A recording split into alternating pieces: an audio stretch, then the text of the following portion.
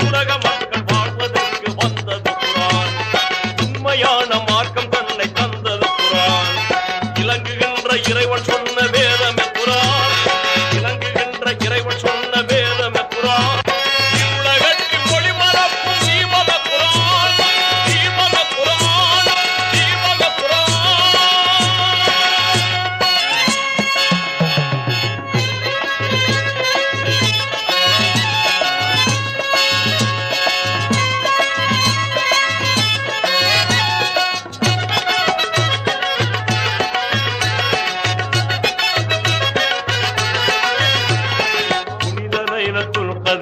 ஹீரா குகையிலே புனித லைலத்துல் கதிரில் ஹீரா குகையிலே பொறுமை நபிகள் இறையை வணங்கி இருக்கும் போதிலே கனிவுடனே ஜிப்ரீல் வந்து இக்ரா என்றார்.